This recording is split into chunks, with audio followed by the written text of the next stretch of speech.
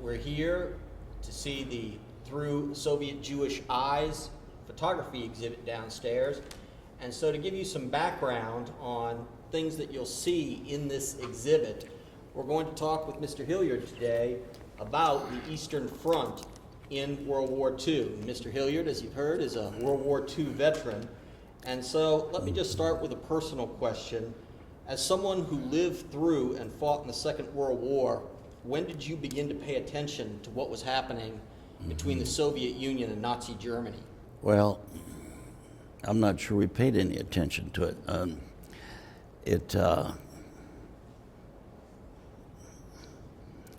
I was 16 at the time of Pearl Harbor, and we were just coming out of a decades-long depression. I was a farm kid in northern Wisconsin, and we had a depression. Some people remember it. Some of y'all are old enough to remember it, for about a decade, and the country was in not in great shape, but things were pretty. Let's say insular. I mean, everybody worried. We were worried about our own survival, and then I think as a kid on the farm, we didn't need money as much as we needed moisture, and so events in Europe, and at that time Europe was 100 million miles away. It's the world then was so much bigger than it is today, because we're talking about a world before the before television, if anybody can remember a world before television, but and a world before the aircraft, modern aircraft. I mean, when we were the kid on the farm in the 30s, if you heard an aircraft, you ran out and looked for it, see if you could see it, and you knew every neighbor, every farmer on there. Everybody was out looking to see if they could see that aircraft. So it was a different kind of world, and I don't think we paid much attention to events in Europe. Certainly not enough, anyway. Well, let me ask you this: the Nazis and the Soviets had these grand philosophies in which they believed that all of human history and life was predicated on either racial terms or class conflict. Mm-hmm. When you first started to learn about these ideas, can you tell me how you reacted to them? Well, I was fortunate because I had a little access to news in the late 30s. We'd moved to the edge of a small town in northern Wisconsin, and I had a paper in 1940 and 41. So I had something that a lot of Americans didn't have, which was access to the daily news. And we knew they had it's kind of two scorpions in a bottle with Stalin and Hitler, and we were aware of it. But there again, I'm just saying we were pretty insular, and we thought we were isolated. People at that time, we thought of the oceans as barriers and not as highways, but it didn't turn out we were too isolated. But being a paper boy, I think in 1939, 40, 41, the most important man outside of the United States to us was, or at least to me, was Winston Churchill. He was much in the news, and he was kind of the spokesman for freedom in the late 30s and the early 40s, as far as I was concerned. You and I were talking about this a little earlier today about the fact that Stalin in the early 1930s was responsible for a great many more deaths with his collective agriculture policies in the Soviet Union than Adolf Hitler at that time. In the newspapers or people around you, did people talk about what was going on in the Soviet Union, and do you think that influenced any of their views about the coming of the war? Well, that was brought up, I think, on occasion, but you remember the New York Times had sent a correspondent over there, I think Walter Durante, and he had come back and said that the Soviet Union was a workers' paradise. So there was we had three types of information. Then we had non-information, then we had disinformation, and then we had misinformation. And so it's between that combination, we didn't really pay much attention because we didn't know what was fact and what was fiction, I think. And there again, we're coming out of a depression and a drought, so that took a lot of Americans were paying attention to try to survive. Well, in 1939, a lot of people are unaware of this. The Soviet Union and Nazi Germany signed an alliance, essentially a non-aggression pact, in which these two countries that were supposed to be dreaded enemies, supposedly unable to come to terms with each other because of their philosophies, in effect become allies for the next 2 years. Do you recall hearing about that and how people reacted? Yeah, vaguely, but that was not. That wasn't particularly. So that wasn't good news, and because both Hitler and Stalin, in spite of the German-American boom and all that, which we had a lot of in the Midwest, I think by '39 we were pretty well aware of what was going on in Europe. I say we were aware. I mean, and most aware was because the Nazis and the Soviets were both masters of disinformation.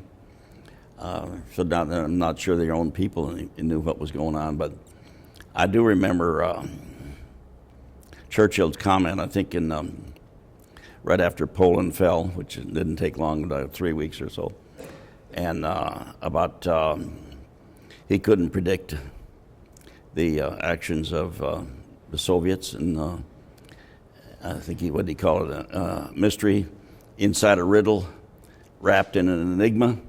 Yes. And stuff like that comes out in the newspaper, and that we remembered. I remembered that in particular, and even though I probably didn't know what the hell it meant, but anyway, but it sounded good to me. Okay, all right. Certainly was the green light to go to war because, as you know, Yeah. September the 1st, 1939, Nazi Germany invaded Poland. 2 days later, Britain and France declared war on Germany, but a lot of people don't know that the Soviet Union then invaded Poland from the other side, Right. September the 17th, Right. and between the two of them, they gobbled up Poland. Could you talk a little bit about what you heard people saying at that time? Or?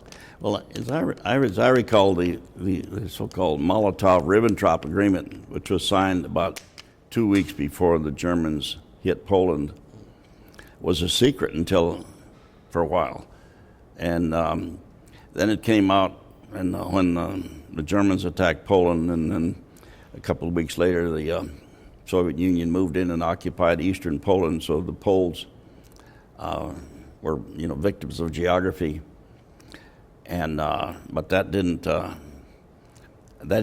last very long, and that's that's when Churchill made that statement about predicting what the Soviet Union was going to do. But it's there again.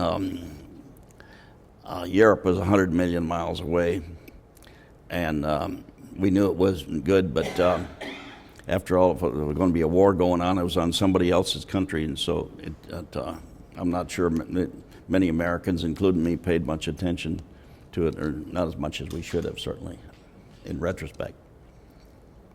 Well, you said you were 16 in 1939, and so No, 16 and 41. in 41. I'm sorry. Okay, so from 14 to 16 years old, we have this war going on, in which the United States stays out of it. Basically, in that time period, you saw a lot of aggression, both with Nazi Germany in Western Europe. A lot of people don't know very much about what the Soviets were doing at the same time in the Baltic states. Could you tell me your thoughts about this today? Well, I guess I knew where the Baltic states were, but because I like geography, and of course, geography leads you to history. But beyond that, Keith, all that stuff was, it was just too far away, and we had too many domestic problems to be paying attention to what was going on in Europe and or in Asia, either one, as a matter of fact. And we should have been paying attention probably to both, but that's in hindsight. You mentioned Winston Churchill at this time. He becomes prime minister in 1940 Right. as the Nazis are blitzkrieging across Western Europe. Could you talk about his impact beyond an enigma and a riddle? It's he's that squat little body that was carrying the whole world on his shoulders. I think it's when I think back on it and how important he was in America, at least to me, and as a paper boy. And he was in the news every day, and not only because of his rhetoric or what he had to say, but the fact that little by little Britain became the only country standing, the last man standing in Europe, and you had the neutral Spain and Switzerland, Sweden, and so on, but Britain was it, and we were aware of that, but we still, I don't recall any feeling that war was coming to the U.S.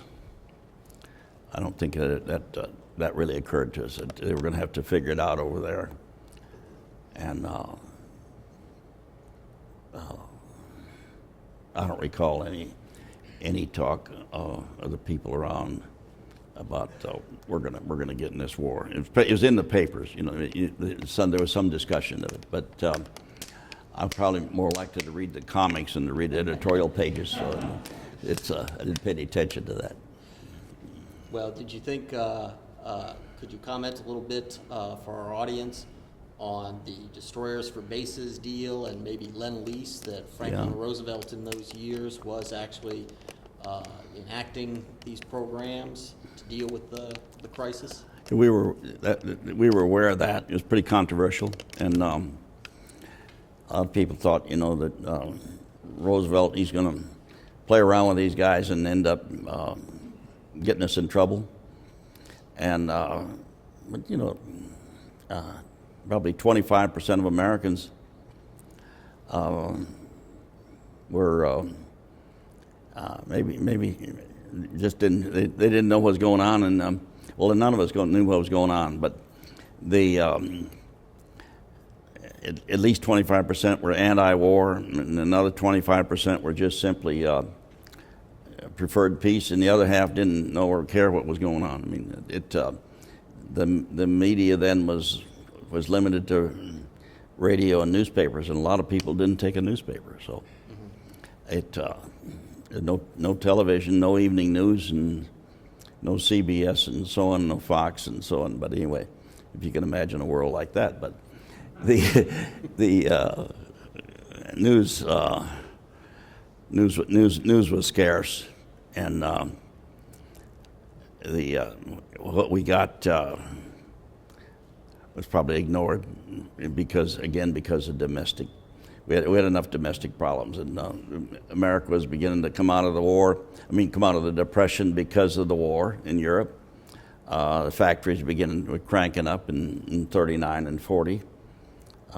Things were beginning to look better for America, even as they got darker for Europe and Asia. So, I'd like to follow up on a point you just made about a world without television, and radio was the most instant means of information reaching people at that time, and often families gathered around the radio like they do today with television to learn about the world and be connected to it. Do you have any recollections of hearing maybe Roosevelt or Churchill over the radio? First thing I ever remember hearing on the radio was the King's abdication speech.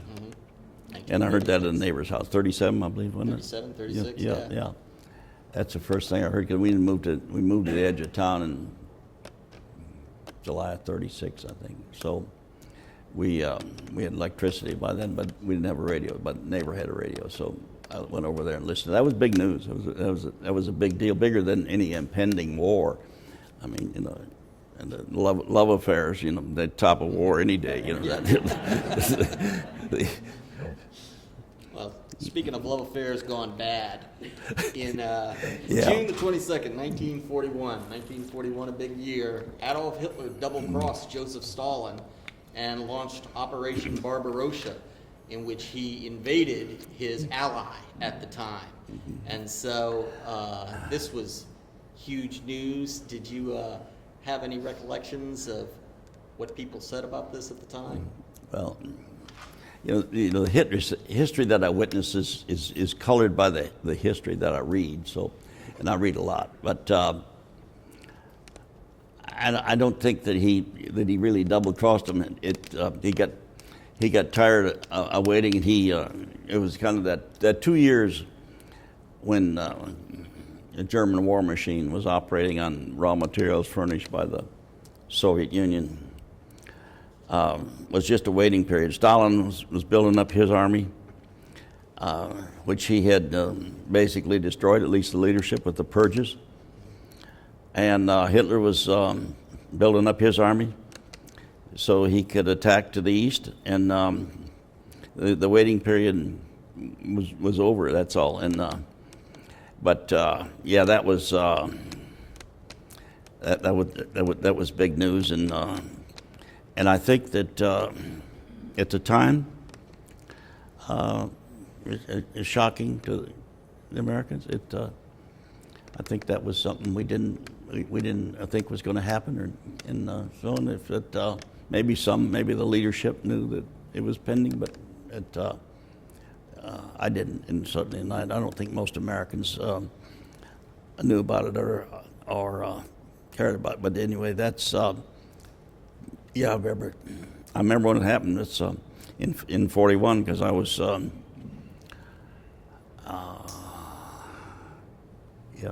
spring of 41, I guess. Yeah, and Operation Barbarossa, and that began the battle for Moscow, which is probably the largest battle in the history of mankind. So it was. That's something to talk about later.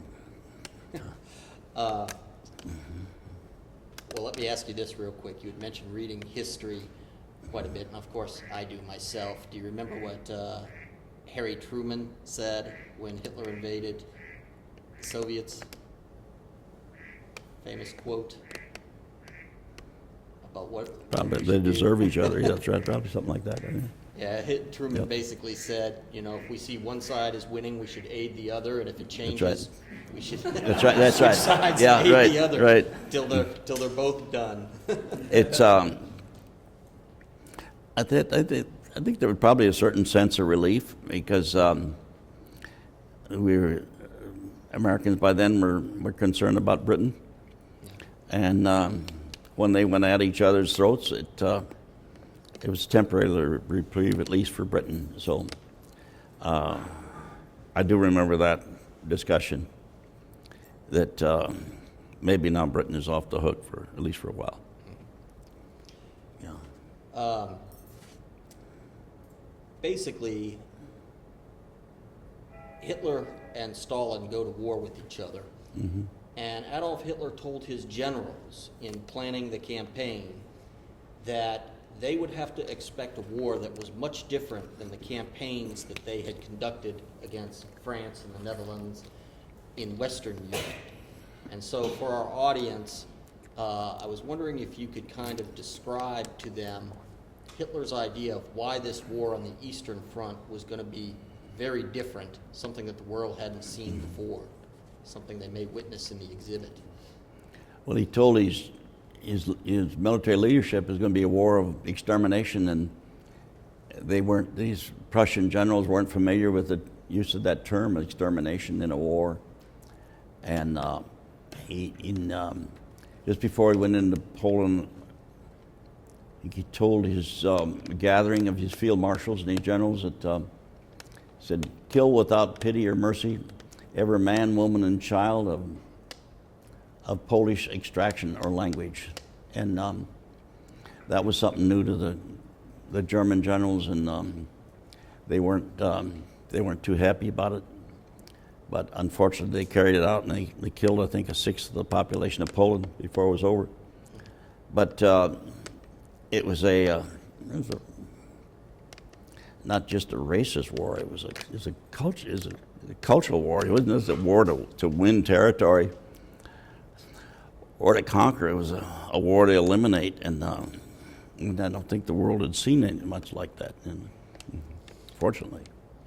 That's true. Basically, Hitler sent the SS units after the invading military units Right. on the Eastern Front, and 2/3 of Europe's Jewish population lived in those territories of Eastern Europe down through Ukraine that were being invaded. And they carried out mass exterminations. Could you talk a little bit about how people viewed the plight of the Jews at this time? I tell you, there again, we didn't know much about it. You heard rumors, but I think both the Germans and the communists, the Soviets, did a pretty good job of covering it up, at least in the American press and the American media. And there was a lot of disinformation about that, and that it was a lot of talk about it being Jewish propaganda, and that.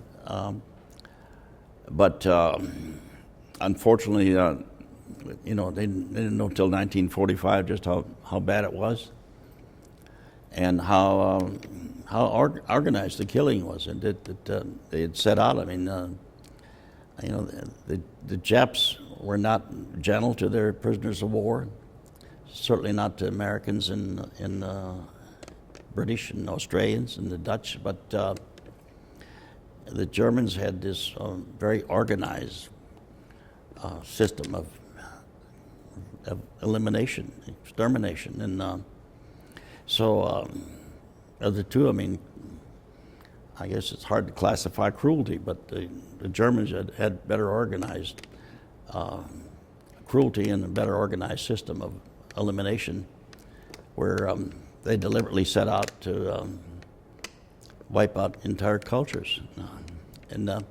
But a lot of that's hindsight. It's at the time, I don't think we were aware of just how bad it was and so on until the death camps began to open in early '45, when the Soviets and then Americans troops got into parts of Germany, in Poland, and particularly I guess the Russians discovered it first when they got into Poland, which was where many of the death camps were located. But I didn't realize until long after the war that the Jewish population of Germany was very, very small.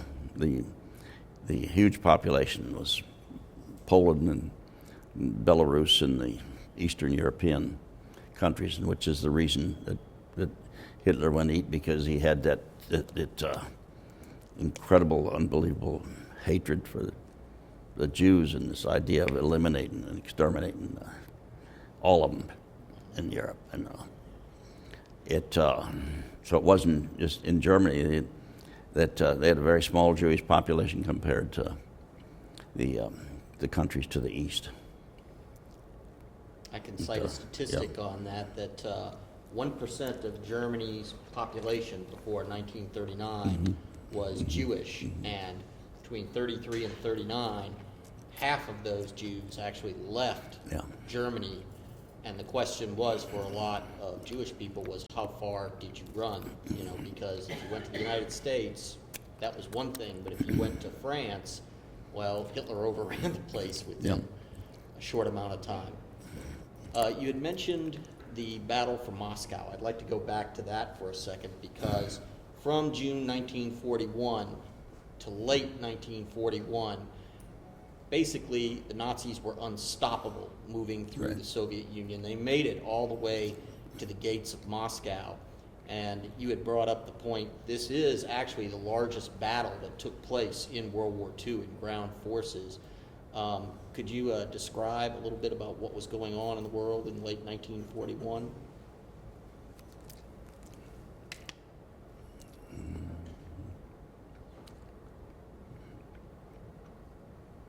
why that battle was so key? Well, there again, my observations are colored by the history I read. Andrew Nagorski wrote a great book about it. He's a Polish guy, naturally, called The Greatest Battle, and he said the battle for Moscow wasn't just a battle, it was a war, and it was about 7 million Germans and Soviets engaged, and over 26 months on a 1,000-mile front with 2.5 million casualties, and 2/3 of them were Soviets. So any battle that results in 2.5 million killed, wounded, and missing it's more like a war than just a battle. But we had a long war in the Pacific and about 11 months war in Western Europe, plus, and of course that started before our battles in the West began with North Africa in the fall of '42, and then we had the Mediterranean, Italy, and so on, but in a long slog up through Italy. But the big battle of all time was the war on the Eastern Front, which eclipsed everything else. I mean, World War II, and we talk a lot about this down at the museum in New Orleans, called it the war that changed the world, because it was enveloped over 100 million men in uniform and some 65 to 80 million casualties. But it's a war on such a scale that you could divide it into 3 different wars, and you'd still have any one of which would be the largest war in history. So it's I guess the story of World War II is still coming out. I mean, as long as there are attics and basements and closets, and we run across new things all the time, and new information that fascinating was going on. And we collect oral histories. We have over 7,000 now oral histories down at the museum, and more in progress. But it's America and had an interesting role, because I think the draft boards in 6 years, our draft boards called up about 18 million men, and we were talking about America being a different place in 1940s, but 38% of them rejected immediately for physical or mental reason. 38% of them, and 25% of American adults, less than 25%, had a high school diploma, and less than 3% a college degree. So it was fought largely by Americans that weren't highly educated, but it was. I look back at it now and I say, I don't know how the hell we won that war, but because from Pearl Harbor to Normandy, and it's 30 months, and Normandy involved something like 11,000 aircraft, 14,000 sorties on D-Day, and over 4,000 ships and landing craft of every description. And 9 days after D-Day in Normandy, we launched an even larger force in the Marianas to capture the bases that allowed our B-29s to attack Japan. So it's the more I go back and read about it, the bigger it gets. So the story gets bigger even though the world gets smaller. So yep. It's well, let me ask you this, because I was thinking about this, speaking of, world's getting smaller and bigger. December the 6th, one of history's little ironies, December the 6th, 1941 is when, after months of taking it on the chin, the Soviets launched a counterattack at Moscow. The very first counterattack where they hit back at the Germans. And within 24 hours, the Japanese launched the attack in Pearl Harbor. Could you tell us where you were and what you remember about hearing about Pearl Harbor? I think about that. I say, it's sort of like some of the deals I've been in the oil business. You know, a bad timing or a bad deal is all the same.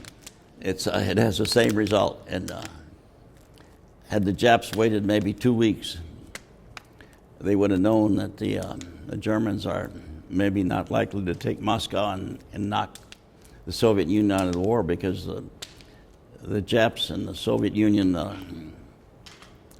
had some sort of an agreement, but they weren't really allies, never were. And they had gone at it just before World War II. They'd had their own battles over in the east side, and the Japs thought that the Germans were taking the Soviets out of the war, so they'd be safe. They wouldn't have to worry about the Soviets. They could attack to the south and go after oil and tin and rubber and so on. So that was not good timing. But I wanted to read you something about, you mentioned about the war on the Eastern Front. We were talking about that. And I ran across an article, and this is from, Hitler kept a daily diary, or an adjutant kept it for him. But we're talking about the scale of the war, but it says in his diary for September 20th, 1943, without any emotion or comment, not even a conventional "I was sorry to see," or "it is painful to say," he totaled up the casualty figures for 2 years on the Eastern Front alone. He said, quote, "Our total losses in the East from June 22nd, 1941 to August 31st, 1943 were 548,480 dead, of whom 18,512 were officers, 1,998,991 wounded, of whom 51,670 were officers, 354,957 missing, of whom 11,597 were officers. A total 2,902,438, of whom 81,779 were officers. The Germans were meticulous record keepers. And you read that and you realize that when you were missing on the Eastern Front, whether you were a Soviet soldier or a German, they had a 90% chance of disappearing before the war. About 10% made it back on both sides. And after Stalingrad, which you mentioned, I think Germany's Sixth Army had about 90,000 men left that were taken prisoner, and 6,000 ever made it back to Germany. So less than 10% survived the POW camps. So it was, like I say, the war on the Eastern Front was of a class of its own, and the casualties, German casualties on the Eastern Front, were greater than America's casualties in all the wars fought since independence. So, which gives you some idea of the scale of the battles over there. I'll throw this comment out just because as you read those statistics, and I live in that world where I think about these statistics, our estimate is that 27 million Russians died in World War II. And you had alluded to this earlier. I'll mention this in relation to the concentration camp system. A historian by the name of Robert Conquest, who was a historian of the Soviet Union, was asked later in his career what was worse, Stalin's system or Hitler's system, and he said, after a moment's pause, he said Hitler's. And this took his interviewer aback a bit, because here was a man who had spent his entire career basically unmasking the evil of the Soviet Union. And he said, "Why would you say that?" And he said, "I just feel it is so." He said, "You can't make any sort of rational sense with numbers that big. It's just, as you alluded to, that one was organized on a scale never before. And it's remarkable the unfeelingness that goes behind it." I just wanted to comment on that for a second, but I'll follow that observation up with this comment. A lot of people don't know this, but the nation that suffered 20 million deaths, second most in the Second World War, was China at the hands of Japan. Right. Could you make some observations on any differences or similarities that you see in those wars? Well, I want to finish on your previous thought, but my wife and I were in the Baltic about 5 years ago, and we met this, I guess in Poland, we met this a young Polish gentleman who was preteen in 1939, and so in Eastern Poland, and so he lived under the Soviets, and then in 41 later in 39 under the Germans when they attacked, and or 41. So he lived under the Soviets for a couple of years, then under the Germans, and then when the Soviets came back through, he lived under them and until Poland was freed in about 1990. And we asked him about the two, and he said, and of course they're both terribly repressive, but he said if he had to live under the two of them and had no choice, he'd live under the Germans because they were much more organized, much more methodical, and he said, and much more predictable. The rules are this, and if you follow them, you probably live. But under the Soviets, you didn't know what the hell they're going to do from one day to the next. And they wake up in the morning and decide, well, let's kill everybody. But Tim Snyder's book, I think it goes into that. It's called Bloodlines. He documents very carefully about 14 million civilians in the area between Berlin and Moscow that died because they were there. And it's interesting that the Germans kept careful records because they're very methodical. And I think the Soviets kept pretty good records because the underlings feared their superiors, and so they kept the records. They were told to make sure that the population of a village were sent to Siberia. They counted them very carefully and kept records of all that. But as far as the war in the East, the Japanese had that cultural thing, that code of Bushido or whatever they call it, where they were superior and they had something. And I remember that from reading the papers before the war, that Greater East Asia co-prosperity sphere, where they were going to simply they were going to ensure that the people in Asia were prosperous, and they were going to do it by running out the countries, the Western countries, and take over the colonies, former colonies of Germany and Holland and France and Britain and so on. And so much for that idea. But the Japanese treatment of the Asians, if anything, of other Asians, was even worse than it was of the prisoners of war from the West. Now, you fought the Japanese directly. I was going to ask, could you tell our audience a bit about how you decided to become a pilot? And when the Marine Corps told me what I was going to do, I didn't have to make that decision. I mean, I got food, clothing, shelter, exercise, discipline, and I didn't have to think. All I had to do is do what I was told. But so they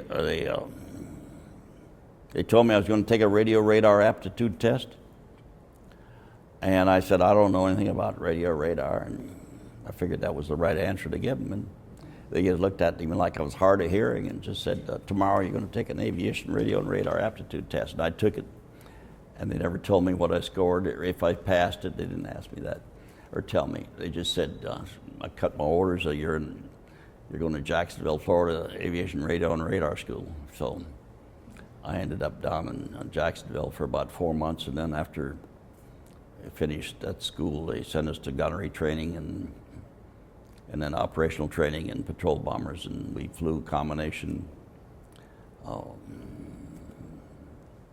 guess, reconnaissance missions out over the Atlantic and the Caribbean, and at gunnery practice and so on. And then they sent a group of us back to San Diego, and then overseas to the Solomons first for training, and 2-3 islands, and then one to Bougainville, so on, and then put us aboard ship for, of all places, the Philippines. And so we're one of the few Marine units in the Philippines, but we had about 7 squadrons of dive bombers, and our job was we flew close support for MacArthur's 6th Army, and we were strictly tactical. Well, we were airborne artillery, I guess, for first on Luzon, and then on 10. So we bombed, whatever the Army told us they needed help. We had small groups, 3, 6, 15, maybe a squadron of airplanes at a time of dive bombers, and we'd circle the target, and until the Army figured out what they wanted us to hit. And then we had Marine pilots on the ground and with radio-equipped trucks and jeeps, and they'd send the planes down one at a time, and they'd deliver their bombs and strafe, and then observe it and send the next one down, and so on and so forth. So anyways, ours was a very impersonal war. I mean, it was, I never slept in a foxhole. It wasn't great living conditions, but compared to the guys in the infantry, I was fortunate. And so after Luzon, island was considered secured, they sent us to Mindanao, and we were at Zamboanga, Mindanao. We flew missions out of there until late July 45. They sent us home for retraining and reassignment, and war ended while I was home on leave. But I had an interesting experience, and I didn't really appreciate it till long after the war. We were based down in Mindanao, which is close to nowhere. It's like Venice. I mean, it's not the end of the world, but you could see the end of the world from there. But you could, but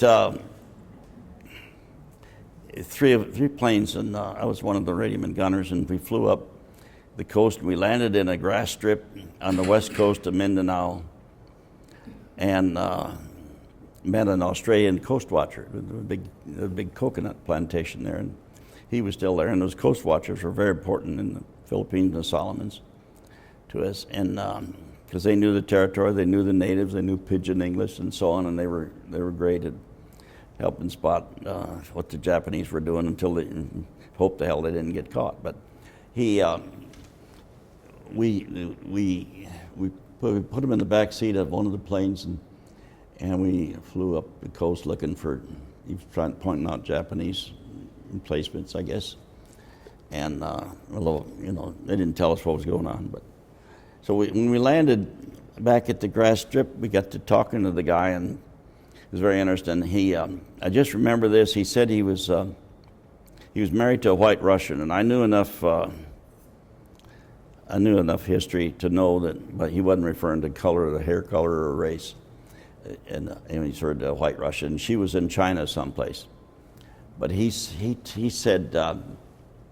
she says that, we were talking about the Soviets, and she says we'll end up fighting the bastards after this, as soon as this war is over. And I didn't place any significance on that until years later, and I said, the guy was talking about the coming Cold War. And of course, it got pretty hot at times. But 40 years after that happened, I thought about that. I said, well, I was one of the people that heard about the Cold War before it started. But that's the only thing I knew that nobody else knew before the war. Well, let me ask you this, and you may have already sort of answered it with that anecdote. I was going to ask if there was a particular memory or idea of your experience in war in the Pacific that really made that experience, the Pacific War, stand out for you, that sort of summarizes it compared to what you know of the other theaters? I remember this.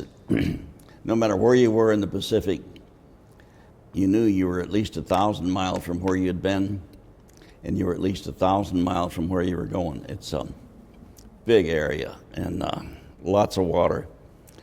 And I got to spend more time than I'd like to think on aboard a ship when we went to the Solomons, the Philippines. And it was an old Australian cattle ship, and everyone slept on deck because the ship smelled just like a cattle ship should, I guess. And but we rode, we staged with a convoy at Ulithi. It's a big naval base in Coral Island. Nobody ever heard of it in the day, but Ulithi became larger than Pearl Harbor before the end of the war. And I remember staging there and seeing ships as far as you could see. It was getting ready for the invasion of the Philippines. But we left there and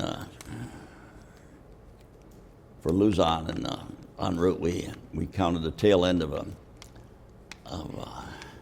tornado, or a typhoon, I guess you call it, in the Pacific. And that was an interesting ride, because I'm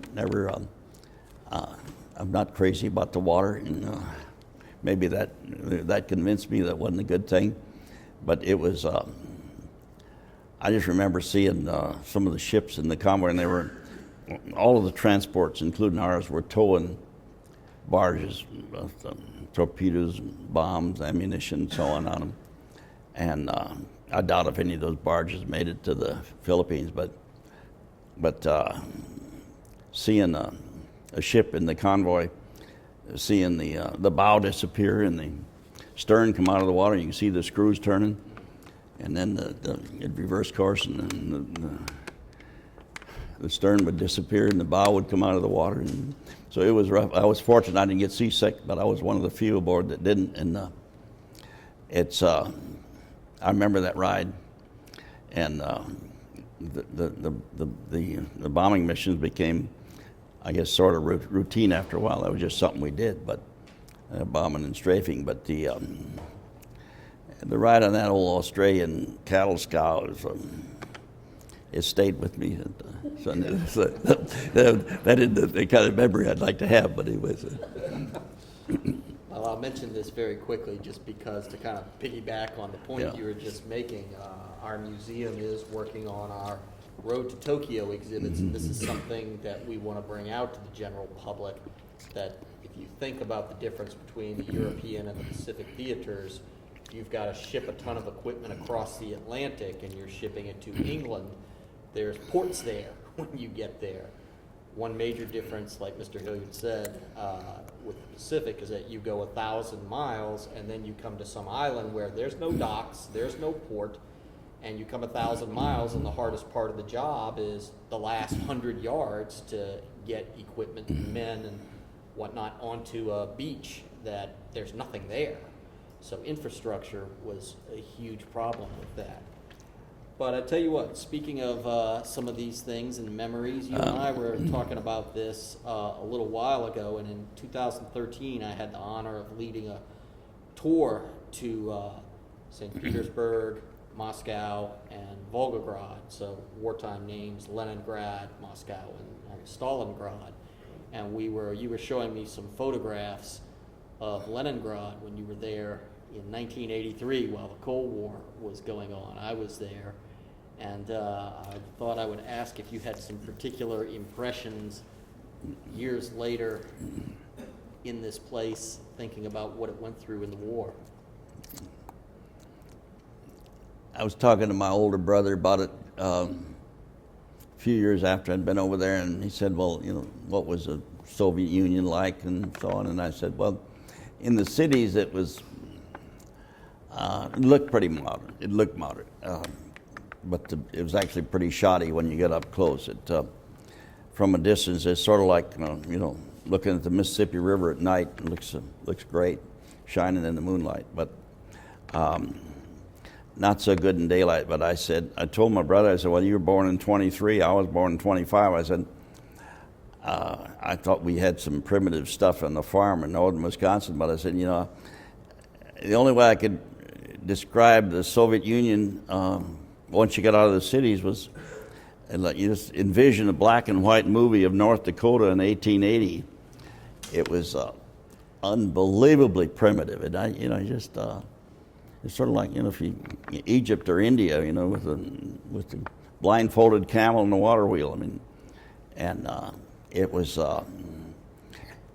so backwards. We had some interesting guys on the trip with us. One of them was a former writer for the Wall Street Journal, and he was talking about some of the problems they're having with the 5-year plan. We saw these enormous apartment projects, and the weeds were 6 feet high, and you see an old rusty cement mixer sitting out there in the middle of all that, and scaffolding hanging out the windows, obviously unoccupied.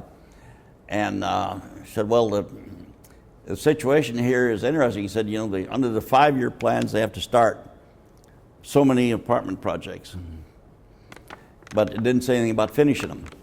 So they just abandoned those and go start some more. But the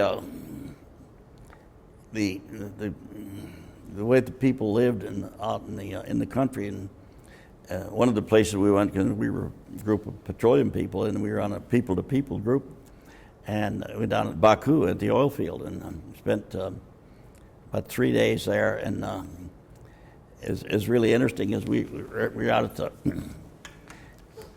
headquarters shack in a big old Baku oil field, and because they hadn't been a blade of grass there in 50 years. I mean, the Sierra Club would have gone just bonkers. I mean, it's but they so we were in the headquarters there, and we had a national guide with us that we'd picked up when we got to Leningrad, and then we had a local guide in interpreting. And so they had the field foreman and his deputy up there answering questions through the translator. And so we asked through, we said, you know, we've been here for all day and walking around the oil field and out on these platforms and so on that went out into the Caspian Sea, I guess, in the and they had these ramps going, well, old wooden ramps and so on. We see we haven't seen any hard hats, no workers, and so on and so forth. And so about half the guys with us were petroleum engineers. And so through the translator, the guy says, well, he said, we ask Moscow to send us workers all the time. And he said, but all they send is more petroleum engineers. And but it was obvious that the assistant field foreman understood the questions in English before the translator. So afterwards, we were getting back in our bus and handing out little trinkets and gifts we'd brought and so on and so forth. Their favorite was little pin lights. Give them a little battery up. They thought that was magic. I mean, it's unbelievable that they thought that was a great deal in the socialist workers' paradise. But we asked him, we said, you speak English, don't you? And he indicated, yeah, he spoke some English. Said, well, why didn't you speak English? And when we were in that meeting, and they said, because my boss doesn't speak English. And so it was an interesting society, and and we asked him about where are the hard hats, where are the field people?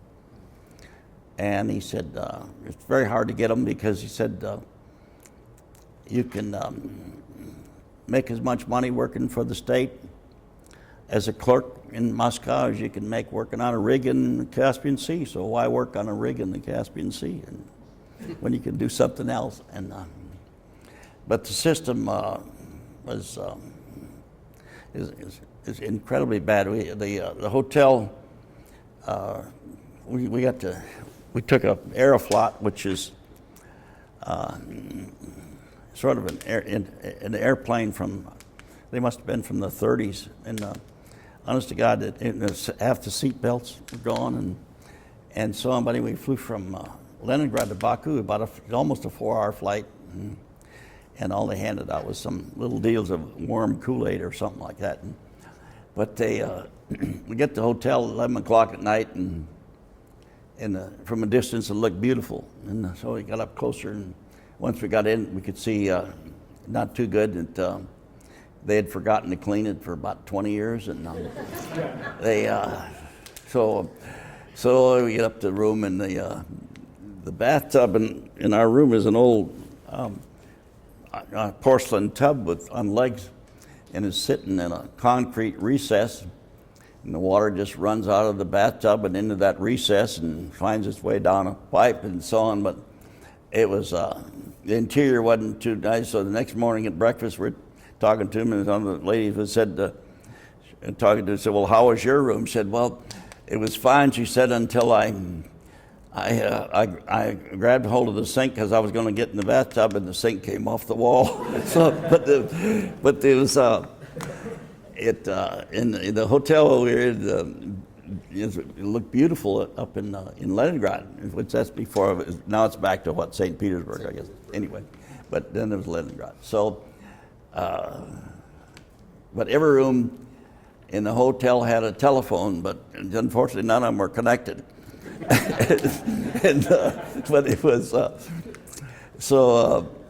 it was that visit in '83 to the Workers' Paradise was really interesting. And our national guide was a good lady, and she covered very well. She worked, of course, the rest of the only tourist agency was in tourist, and so she couldn't say much. She had the same party line, that.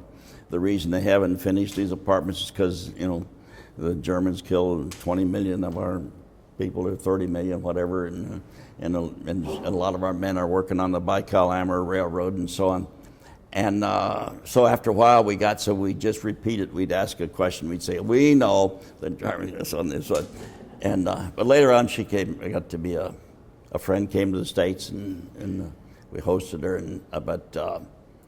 She wrote a letter in the 90s to one of the guys on the trip, which he shared with us, and she said, it's doing better. She said, capitalism has hit the former Soviet Union. She said, shortly after the wall fell, the country was run by 4,000 gangs. Now it's run by at least 8,000. So it's doing better. But the Soviet Union is it's an incredible story, and still going on, of course. But it's so big, 11 time zones, 6,000 miles from east to west, 4,000 from north to south. It's a huge country, and it still plays a role in world history. They were paranoid when I was first there in '83, and they're still paranoid. Obviously, they always want to push out the boundaries, no matter how big it gets. And so, when the idea of taking eastern Poland in that deal back in '39 was so they'd have some space between them and the Germans, but that didn't work very well. So they still do things, I think, because of just simply paranoia. In the war. In the war. I'm still doing it. So anyway. Well, let me ask you this then. With the conclusion of the war on the Eastern Front, basically Soviet forces overran Berlin in early May of 1945, and VE Day was May the 7th. Of course, the war in the Pacific, where you were, was not over. That doesn't end until VJ Day, August 15th, 1945. Could you tell us about where you were and when you heard about the end of the war back then? We were on Mindanao, and based at Zamboanga, and it was a non-event to us. And I guess we figured, well, now the war will end sooner, but everybody at the time assumed that we'd have to invade Japan, and but it wasn't a very big deal out there in the Pacific Islands, and it was so they sent us home in July '45 for reassignment, and I think I was on a train between San Diego and Chicago on leave the night they dropped the first A-bomb. They dropped it either when I was on the train or the night I got home. Then a couple of days later, 3 days later, they dropped the second one, and a week after that, the Japs said that's enough. And then everybody went out and got drunk, and so I woke up the next morning on my mother's lawn. So that was the end of the war. So it was, now we know that the war went on, that the Cold War continued, and for the people in Eastern Europe, they didn't get relief for another 45 years. So. I have two more questions for you. One involves your philanthropy and your ideas, in particular, not just with the institution that we're sitting in today, but also the institution I work with, National World War II Museum. You were talking about conditions in Leningrad 40 years after the war, and when I went to Volgograd, which was Stalingrad back in the war, I was struck by how you have war memorials all over the city that have been overgrown with weeds. I'm an American and actually kind of felt bad enough that I wanted to start cleaning it up myself there. But so could you comment a little bit about the importance of cultural institutions, including, for example, the National World War II Museum, and what you think needs to be done to remember the war for future generations and keep that history in front of our nation? Well, I think it's important that history and the events in history are remembered, but to remember them, you have to preserve them. And so, whether it's art objects, and which to me, I don't know anything about art, but I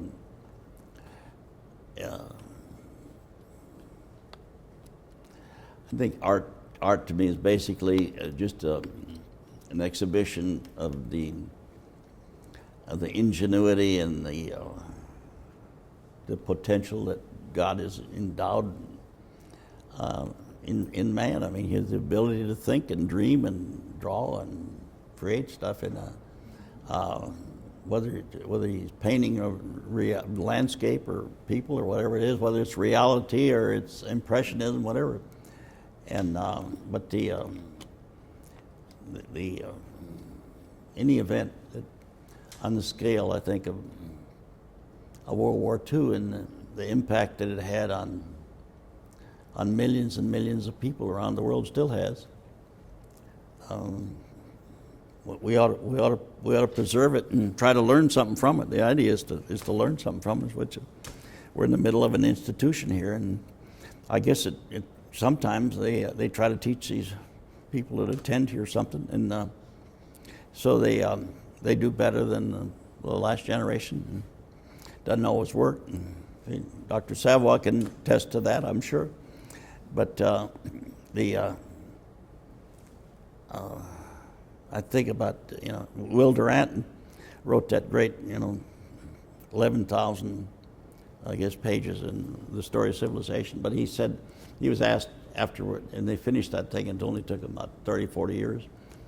But he said, by an interview, he said, you mentioned education. He said, what do you mean by education? He said, well, that's easy.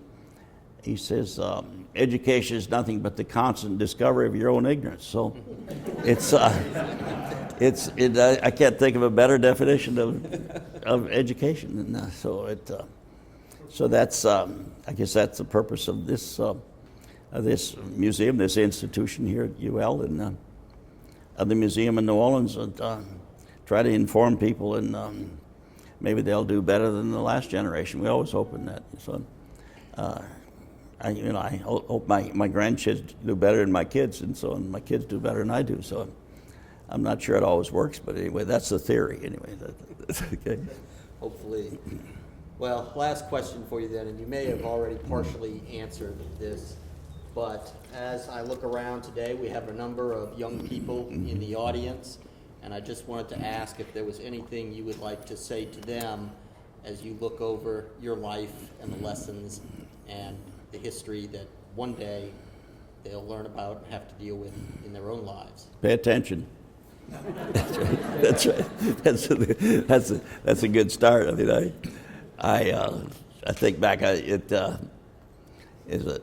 teenager, most of the war, I didn't turn 20 until I almost ready to come home from overseas. But it's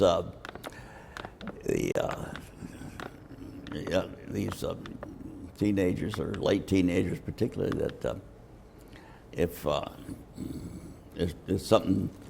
Just because it doesn't wear a skirt or come in a bottle doesn't mean it's not important, okay? And so try that. So that's my last name. That's intellected. Truer words never spoken. Thank you, Mr. Hilliard. All right, Keith. Thank you. Thank you. Thank you.